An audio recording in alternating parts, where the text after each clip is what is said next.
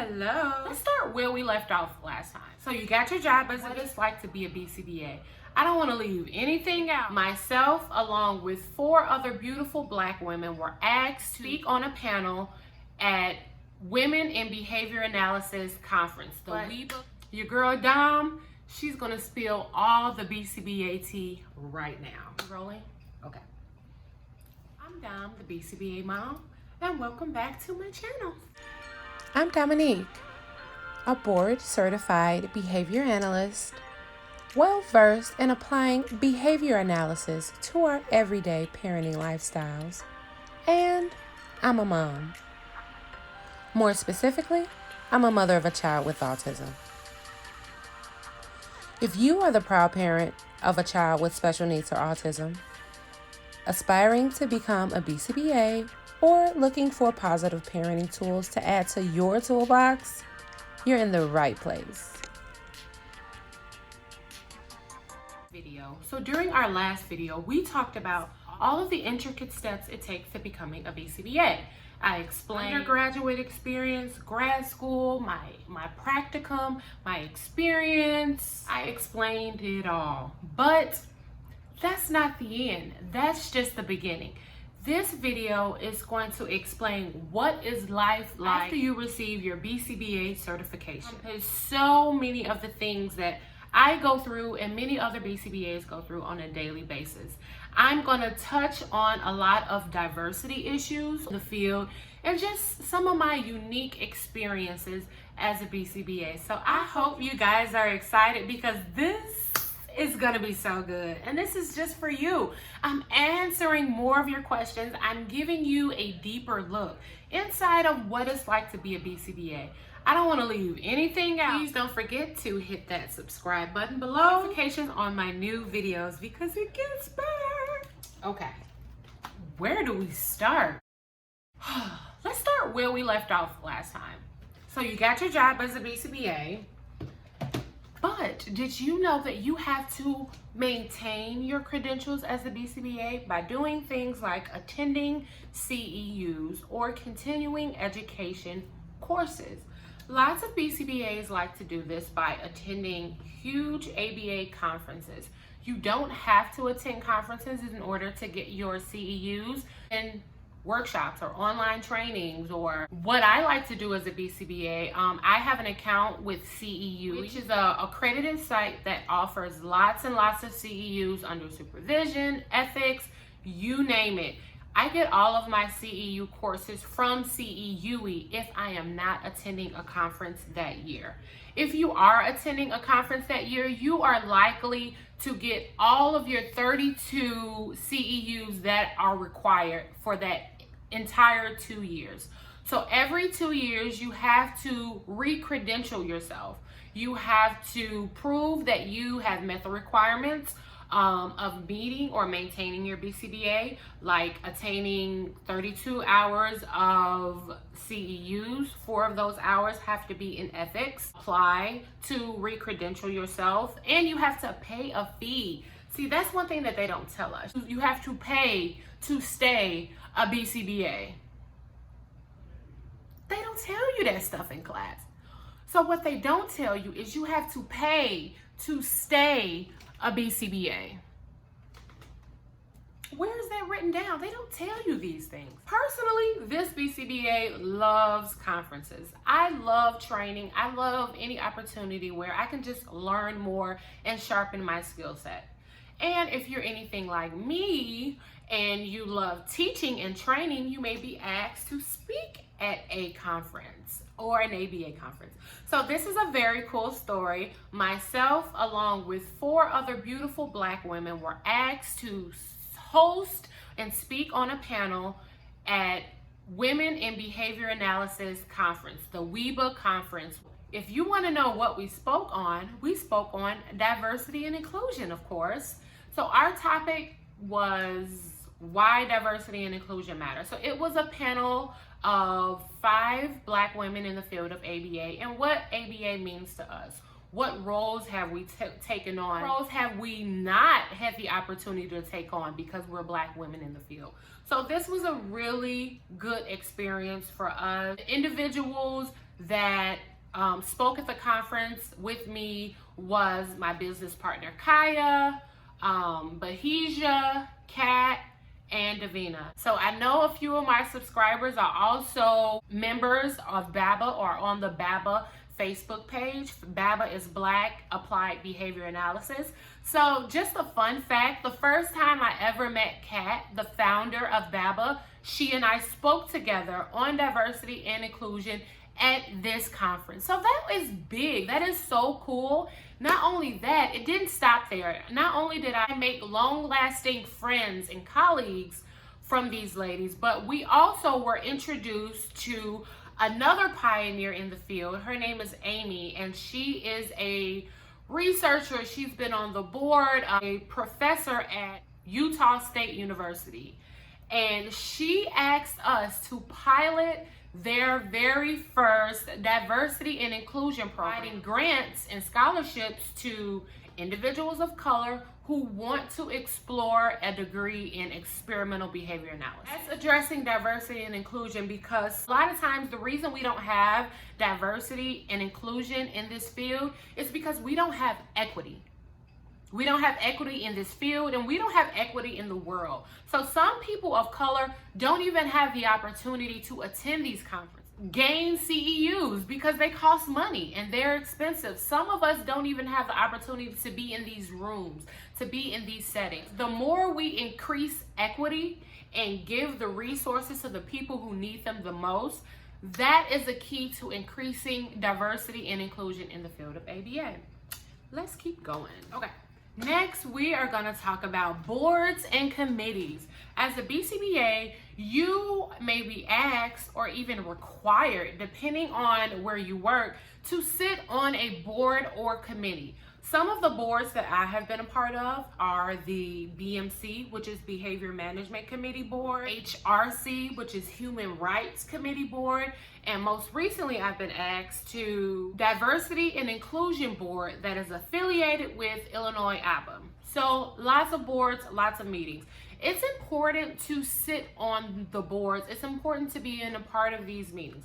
Like I said before, some of us are not even in the room. The opportunity to make these policy changing decisions. When you are on the board, that means someone values your opinion. And it's really important to get people who think like us, BCBAs, especially BCBAs of color, to be on the boards of these companies, because we need people who think like you. We need people who think like me, people who are going to represent the underrepresented population. I know I talk a lot when I get real passionate, but you already know when I do this, we need to, I'm sorry, let me calm down. Calm down, girl. BCBA, I'm passionate about this. Okay, anyway. While on the Behavior Management Committee Board, I'm the one who's able to voice my opinion on intervention that you are suggesting. What are the risk to benefit ratio? How does that work in the person's natural environment? Who's going to run that goal? While on the Human Rights Committee, so many acronyms. HRC, Human Rights Committee, that's my job to advocate. Wait, does that intervention restrict their human rights? Everybody has rights, and ABA gets a really bad connotation because it says that we restrict rights, we restrict movements, we restrict behaviors. And it's important to be on boards like Human Rights Committee, so as to thinking different, allow you to see a different perspective than just behavior analysis. So now I am a part of the Diversity and Inclusion Committee, Illinois IEPs. Lots of committees, lots of boards, lots of deciding factors. Okay, if you're interested in learning more about diversity and inclusion in the field of ABA, I will link her YouTube page below so you can follow her page as well. She's everything about diversity and inclusion. So of course she created a committee. She asked me to be on it. So the thing that you will run across while living the fabulous life of a BCBA is providing supervision. Okay, so this is something that I didn't quite get once I became a BCBA, that you are immediately considered a supervisor because you have a skill set that a lot of people need, students who are in the ABA program or RBTs. So once you become a BCBA, you will soon be in a position where you are a leader. So it's really important to use what you learned in the classroom and apply that to your supervisory experience. Provide a lot of positive reinforcement, provide feedback, model the behavior, give them time to rehearse or practice it. So supervision can come in a number of different forms. You can supervise an RBT, you can supervise a BCBA student, but before you provide supervision to a BCBA student or BCABA student, you have to take 8 hours of supervision training. I took my supervision training on CEUE. I will link it below. Supervision training is really beneficial because as a BCBA, you're already placed in a position where you are the expert and you are supposed to have all of the answers to what is the best intervention for the client. When you become a supervisor, now you're supposed to have all the answers to give to all the students or all the it's a lot of responsibility. So you want to take as much training and experience as possible, okay? I've been a BCBA for over 3 years now, and I'm just feeling comfortable with providing supervision and having somebody under my credentials. So before you take on a supervisee, you want to make sure that it's feasible. You want to make sure that you can give them the attention and the contact that they need in order to meet their matrix, in order to succeed in this program, and to get the most out of it that they're supposed to. My suggestion is, even if you are not currently supervising someone, you are a BCBA, I would suggest that you take the 8-hour supervisory training. Become fluid on those terminologies, because even if you don't have a BCBA student under you to supervise or an RBT student under you to supervise, everybody you come in contact with, everyone on your team, you are ultimately supervising them. So if you work in a school setting and you have paras, then you are supervising them. If you work at a day program setting and there are DSPs or Qs, you're supervising them. So you want that supervision or the supervisory experience to be meaningful for them. Our job is to disseminate the benefits of ABA. So if that's your job to do that, you want to be equipped and packed with all of the skills that'll help you do that the right way. So my suggestion is to take the 8-hour course, even if you don't have any intention on providing supervision anytime soon. Those of you who have supervised a BCBA student in the past, please comment below and let us know your experience. And those who haven't, you can still comment below and let me know what was your supervision experience like. What was the cherry on top? What was the je ne sais quoi of your supervision experience? What is something that we should stay away from? What was the worst thing about supervisory experience? So please comment below. I would love to hear your stories on supervision. So the final thing you will run into as a BCBA is parent training and attending IEPs. I'm just going to lump them all together because you should have the same approach when doing both, okay? For years, before I had to be on the receiving end of IEPs, I used to run the IEPs. So like I said in a previous video, I started as a QIDP and I used to run the IEPs, and I would just sit there and just spew out all of this information, check my list, okay, boom, the meeting's over. Not fully considering the parents, okay, or the client actually. So if you are not a parent and it has never been in an IEP for your child, I encourage you to be more empathetic. I know that IEPs should be an hour, or parent training should be an hour. We have certain things we need to hit, boom, boom, boom, boom. I'm gonna give you everything you need and we're gonna get out of here. But be considerate of what the parent is receiving. What information are they receiving? Is this whole meeting about all of the horrible things that their kid does? Is this meeting about all of the things that they are doing wrong as a parent? Or is this meeting filled with compassion? Are you coming from a place where it's like, Mom, I understand. I totally get where you're coming from. I see how hard that you're working with him because he's improved in this area. I love the family dynamic and the structure of your home. I see all of the great things.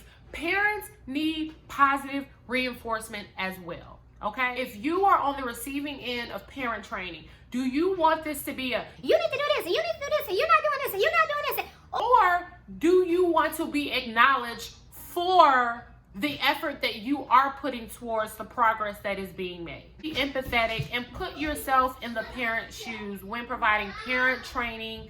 Or boys, I'm doing a video.